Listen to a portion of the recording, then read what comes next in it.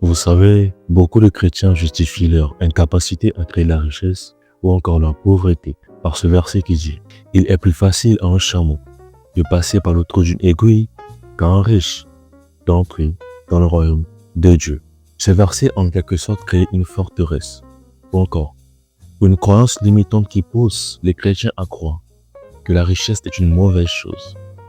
Mais admettons que la richesse est une mauvaise chose. En admettant également que la richesse est une mauvaise chose, on transmet un message inconsciemment en disant que la pauvreté est une bonne chose. Bref, en disant que la richesse est une mauvaise chose. Le contraire, c'est quoi? C'est que la pauvreté est une bonne chose, n'est-ce pas? Mais combien sommes-nous à chasser l'esprit de pauvreté dans nos églises? Pour moi, il y a quand même une certaine hypocrisie. J'appelle ça de l'hypocrisie. Mais heureusement que la parole de Dieu est la vérité. La Bible est la vérité. Mais en lisant les Écritures, lorsque notre Seigneur a accompli sa mission, lorsqu'il fallait enterrer son corps, la Bible précise qu'il y avait un homme riche qui revenait d'Arimathée, qui était également disciple de Jésus. Ça m'a quand même martelé. Je me suis dit, attends, un homme riche, disciple de Jésus. La Bible précise qu'il était riche, mais également disciple de Jésus. Alors je me suis posé la question de savoir, est-ce que c'est possible d'être riche et être disciple de Jésus? Alors dans cette vidéo, nous allons voir si c'est réellement possible d'être riche et être disciple de Jésus. Si la foi et la richesse sont compatibles. Alors qui suis-je? Je m'appelle Monsieur Monk. Je suis disciple de Christ et entrepreneur. Qu'est-ce que je fais? J'accompagne les entrepreneurs et les leaders à avoir un impact positif grâce à leur personal branding. Alors sans plus tarder, démarrons cette vidéo. Le problème n'est pas est-ce que la richesse est une bonne ou une mauvaise chose, mais le problème c'est la personne. La Bible précise dans Deutéronome 8, verset 17 à 18, « Garde-toi de dire en ton cœur que ma force et la puissance de ma main m'ont acquis ces richesses. Souviens-toi de l'Éternel ton Dieu, qui te donnera la force de les acquérir. » Ça veut dire quoi? Ça veut dire que Dieu nous donne la force d'acquérir les richesses. Mais le problème se trouve au niveau du cœur. On va prendre un verset, Luc 12, à partir du verset 13. Je lis pour vous. Alors, Luc 12, à partir du verset 13, la Bible dit ceci. Quelqu'un dit à Jésus, du milieu de la foule, « Maître, dis à mon frère de partager avec moi notre héritage. » Jésus lui répondit, « Ô homme, qui m'a établi pour être votre juge, ou pour faire vos partages publics. » Puis il leur dit, « Gardez-vous avec soin de toute avarice, car la vie d'un homme ne dépend pas de ses biens, fut-il dans l'abondance. » Ça veut dire quoi? La vie d'un homme ne dépend pas de ce qu'il possède, et même qu'il soit riche. Puis il leur dit, « Gardez-vous avec soin de toute avarice, car la vie d'un homme ne dépend pas de ce qu'il possède, bien qu'il soit riche. » Il leur dit cette parabole. Les terres d'un homme riche avaient beaucoup rapporté, et il raisonnait en lui-même. Ça veut dire quoi? Il raisonnait dans son cœur. Disons, que ferai-je car je n'ai pas de place pour serrer ma récolte? Voici, dit-il, ce que je ferai. J'abattrai mes greniers, j'en bâtirai de plus grands.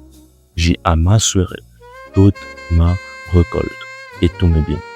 Et je dirai à mon âme, tu as beaucoup de biens en réserve.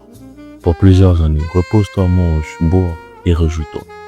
Mais je lui dis, insensé, cette nuit même ton âme te sera redemandée. Et ce que tu as préparé, pour qui cela sera-t-il? Le dernier verset, le verset 21.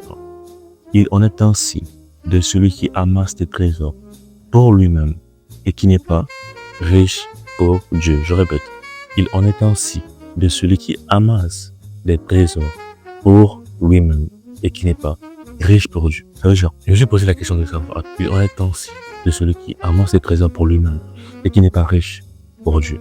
Mais c'est quoi être riche pour Dieu? Tant que on ne comprend pas que la capacité de faire des choses ne dépend pas de nous, mais cette capacité nous vient d'en haut. Ou du moins, on ira loin, mais pas assez. Pourquoi?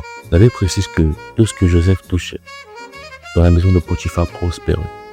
Mais il y avait une raison quelconque. Et c'est quoi cette raison? La raison est simple, parce que Dieu est avec lui. Pareil pour David. Dans 2 Samuel 5, le verset 10. La Bible précise que Dieu rendait David plus grand, mais parce que Dieu était avec lui. Donc la raison pour laquelle on devient grand, ce n'est pas par nos efforts. Bien qu'on soit intelligent, peu importe le diplôme, peu importe le moyen, peu importe ton réseau. Mais c'est parce que Dieu est avec nous. Mais j'aimerais dire une chose. Ce qui pousse les gens à s'enfler d'orgueil c'est lorsqu'on ne comprend pas la raison d'être de la bénédiction. Ça veut dire, le problème est que l'ignorance du but engendre l'abus. L'ignorance du but engendre l'abus. Ça veut dire quoi? Lorsqu'on ne comprend pas la raison d'être de la bénédiction, c'est ce qui pousse les gens à abuser de la bénédiction. Aussi simple que ça. Et c'est ce qu'on a vu avec cet homme riche qui avait beaucoup récolté. Il a abusé de sa bénédiction parce qu'il n'a pas compris la raison d'être de la bénédiction. Ce qu'il faut savoir aussi, c'est que lorsque Dieu nous bénit, ce n'est pas pour nous-mêmes. Parce que la Bible précise qu'il en est ainsi pour celui qui amasse pour lui-même. Lorsque Dieu nous bénit, ce n'est pas pour nous-mêmes, c'est pour servir les autres. Je le répète, lorsque Dieu nous bénit, ce n'est pas pour nous-mêmes, c'est pour servir les autres. Cette simple prise de conscience, c'est ça, être riche pour Dieu. Cette simple prise de conscience, c'est ça, être riche pour Dieu. Alors pour clôturer, la richesse et la foi sont bel et bien compatibles. Le problème, c'est le cœur de l'homme. Aussi simple que ça. On arrive à la fin de cette vidéo. J'espère que ça vous a béni. C'était votre humble serviteur.